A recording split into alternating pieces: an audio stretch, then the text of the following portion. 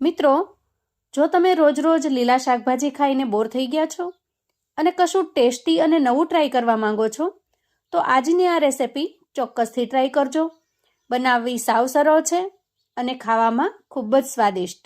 તો ચાલો ફ્રેન્ડ્સ, ઝડપથી રીત જોઈ લઈએ. સૌથી પહેલાં આપણે એક મિક્સર જાર લઈશું અને એમાં એક મીડિયમ સાઇઝની ડુંગળીને આ રીતે મેં રફલી સમારી લીધી છે, એને ઉમેરી દઈએ. 6 થી 7 લસણની કળીઓ ઉમેરીશું. 1 લીલા મરચાંના ટુકડા ઉમેરીશું અને 1 ઇંચ જેટલા આદુના ટુકડાને આ રીતે ઝીણો સમારી લીધો છે, એને પણ ઉમેરીએ અને ઢાંકણ ઢાંકી પલ્સ મોડમાં ચલાવી અધકચરી પેસ્ટ બનાવી લઈએ. જુઓ, આ રીતે દરદરી પેસ્ટ બનાવીને તૈયાર કરવાની છે. જો વધારે પડતી ફાઇન પેસ્ટ બનાવીશું તો એ પેસ્ટને શેકવામાં સમય પણ વધારે લાગશે અને તેલ પણ વધારે લાગશે. ત્યાર પછી 3 નંગ જેટલા ટમેટાં લઈશું અને ટમેટાને પણ આપણે રફલી ચોપ કરી લઈશું. અને હવે જેમાં આપણે ચટણી બનાવી છે એ જ મિક્સર જાર ફરી લઈશું અને સમારીને તૈયાર કરેલા ટમેટાને એમાં ટ્રાન્સફર કરીશું.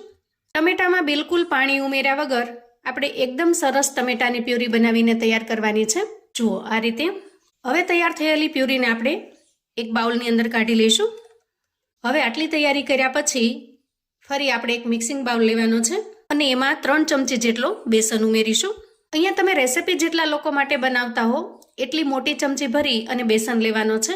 હવે બેસનમાં ઉમેરીશું સ્વાદ પ્રમાણે મીઠું, થોડી અમથી 5 ચમચી કરતાં પણ ઓછી એટલી હળદર, કેમ કે બેસનનું પ્રમાણ ઓછું છે એટલે હળદરનું પ્રમાણ પણ ઓછું રહેશે.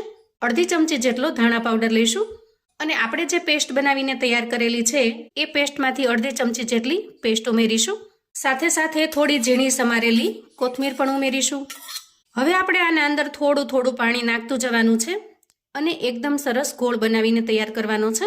જરૂરિયાત પ્રમાણે પાણી ઉમેરતા જશું અને લોટની અંદર જો કંઈ ગાંઠા બની ગયા હોય તો એને પણ આપણે ચમચીની મદદથી દૂર કરી લઈશું. અહીંયા તમે ચમચીની જગ્યાએ વિસ્કરનો પણ ઉપયોગ કરી શકો છો, પણ બેસનનું પ્રમાણ એકદમ ઓછું છે તો મને થયું કે ચમચીથી પણ આરામથી થઈ જશે.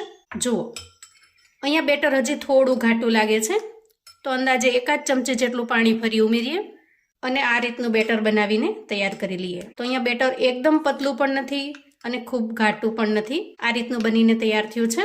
ત્યાર પછી આપણે ગેસ ઓન કરીશું અને ગેસ ઉપર એક નોનસ્ટિક પેન મૂકીશું.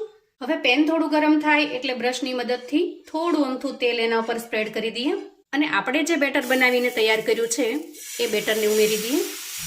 જે રીતે આપણે પુડલા બનાવીએ છીએ એ જ રીતે બેટરને આપણે સ્પ્રેડ કરી દેવાનું છે અને ફટાફટથી એની ઉપરની જે સપાટી છે એ કોરી થવા લાગશે. જુઓ, એકદમ ઝડપથી ઉપરની સપાટી કોરી થઈ જશે. તો એ સમયે સ્પેચ્યુલાની મદદથી આ રીતની જે કિનારી છે એને ફોલ્ડ કરી દેવાની છે.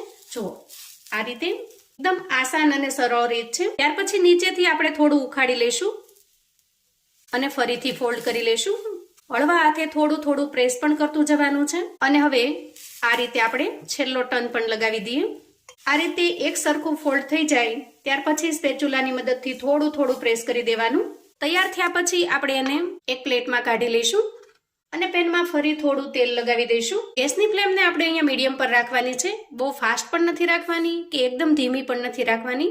હવે જે બેટર વધ્યું છે એ બેટરને પણ આપણે ઉમેરી દેવાનું છે અને તૈયાર થયા પછી આપણે એને પ્લેટમાં કાઢી લઈશું. હવે આ બંને રોલને આપણે એકદમ સરસ ઠંડા થવા દઈશું અને જ્યાં સુધીમાં રોલ ઠંડા થાય છે ત્યાં સુધીમાં આપણે આગળની તૈયારી કરીશું.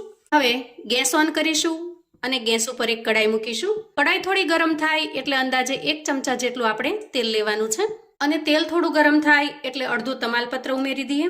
સૂકા લાલ મરચાંના ટુકડા ઉમેરીશું. થોડી 5 ચમચી જેટલી રાઈ ઉમેરી દઈએ અને 5 ચમચી જેટલું જીરું ઉમેરીશું. ટેસ્ટ અને સુગંધ માટે થોડી હિંગ ઉમેરીશું. હવે સૌથી પહેલા તેલની અંદર આ સૂકા મસાલાને આપણે સરસ રીતે શેકી લેવાના છે. જો, અહીંયા રાઈ સરસ રીતે કકડી ગઈ છે, જીરું પણ સરસ રીતે શેકાઈ ગયું છે. એ સમયે આપણે ડુંગળીની જે પેસ્ટ બનાવેલી છે એ પેસ્ટને ઉમેરી દેવાની. જ્યાં સુધી ડુંગળીનું કાચાપણું દૂર થાય, સાથે સાથે મરચાં અને લસણનું પણ કાચાપણું દૂર થાય ત્યાં સુધી તેલની અંદર સરસ રીતે શેકી લઈશું. અંદાજે 1 મિનિટ શેકી લેતા ડુંગળીનો કલર થોડો ચેન્જ થવા લાગે છે. જુઓ, આ રીતે થોડો કલર ચેન્જ થઈ જાય એ સમયે આપણે તૈયાર કરેલી ટમેટો પ્યુરી ઉમેરીશું અને સરસ રીતે મિક્સ કરી લઈશું. હવે અંદાજે 2 થી 3 મિનિટ સુધી આ ટમેટો પ્યુરીને આપણે સરસ રીતે થવા દેશું, જેથી ટમેટાનું કાચાપણું દૂર થઈ જશે. અંદાજે 2 મિનિટ પછી ટમેટો પ્યુરી સરસ રીતે પાકી ગઈ છે અને ધીરે ધીરે એના અંદરથી તેલ પણ રિલીઝ થવા લાગ્યું છે. તો આ સમયે આપણે જે રૂટીન મસાલા છે એ મસાલા કરી લઈએ. સૌથી પહેલા સ્વાદ પ્રમાણે મીઠું ઉમેરીએ, અડધી ચમચી જેટલી હળદર ઉમેરીશું, અડધી ચમચી ધાણા પાવડર ઉમેરીશું અને 1 ચમચી લાલ મરચું પાવડર ઉમેરીશું. અડધી ચમચી આપણે અહીંયા કાશ્મીરી લાલ મરચું ઉમેરીશું, એનાથી રેસીપીમાં કલર ખૂબ સરસ આવશે.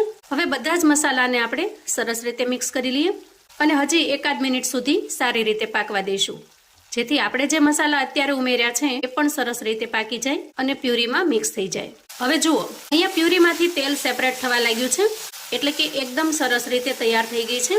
આ સમયે આપણે 2 ચમચી જેટલું મોળું દહીં ઉમેરી દઈએ, જેથી રેસીપીમાં એકદમ સરસ ક્રીમીનેસ આવી જશે. તમે અહીંયા મોળા દહીંની જગ્યાએ આપણે ઘરમાં જે દૂધ ગરમ કરીને ઉપર સરસ મજાની ફ્રેશ મલાઈ થાય છે એ પણ 2 ચમચી જેટલી ઉમેરી શકો છો. અહીંયા દહીંને આપણે ખૂબ સરસ રીતે મિક્સ કરી લીધું છે અને પ્યુરી પણ બરાબર પાકી ગઈ છે. એ સમયે આપણે 1 ગ્લાસ જેટલું પાણી આ પ્યુરીમાં ઉમેરીશું અને સરસ રીતે મિક્સ કરી લઈશું. હવે પ્યુરીમાં એક ઉફાળ આવે ત્યાં સુધી આપણે એને સરસ રીતે થવા દઈશું. હવે ત્યાં સુધીમાં આ રોલ પણ એકદમ સરસ ઠંડા થઈ ગયા છે. તો ઠંડા થયેલા રોલને આપણે કટ કરી લેવાના છે.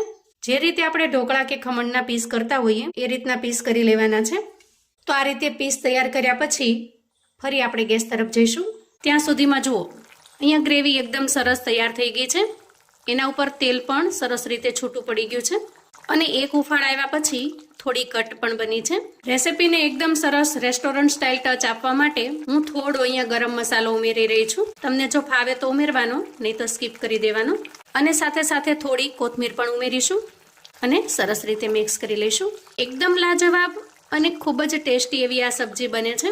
ઘણી વખત લીલા શાકભાજી ખાઈને કંટાળી ગયા હો અથવા તો કશું નવું અને ટેસ્ટી બનાવવાનું મન થાય, આ રેસ્ટોરન્ટ સ્ટાઇલ સબ્જી બનાવીને તમે તૈયાર કરી શકો છો. ખરેખર ખાતા પેટ તો ભરાય પણ મન ન ભરાય એટલી સરસ ટેસ્ટી બને છે. હવે આ રીતે એકદમ સરસ ગ્રેવી તૈયાર થઈ જાય એટલે આપણે એમાં બેસનના પીસ ઉમેરી દઈએ. તમારે જો રસો ઘાટો રાખવો હોય તો આ રીતની કન્સિસ્ટન્સી રાખવાની અને જો પતલો રાખવો હોય તો થોડું પાણી વધારે ઉમેરવાનું. અને ખાસ તો જ્યારે રેસીપી તમારે પીરસવી હોય ત્યારે જ આ રોલના જે પીસ કરેલા છે એને ઉમેરવાના, કેમ કે રેસીપી જેમ જેમ પડી રહેશે એમ આ બધા જ પીસ છે એ ગ્રેવીને સોક કરી લેશે.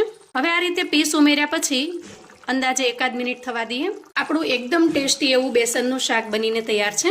રોટલી, ભાખરી, પૂરી, પરાઠા કોઈ પણની સાથે પીરસો એકદમ લાજવાબ લાગે છે. વળી ભાતની સાથે તો તમને ખાવાની ખૂબ જ મજા પડી જાય એવું ટેસ્ટી બને છે.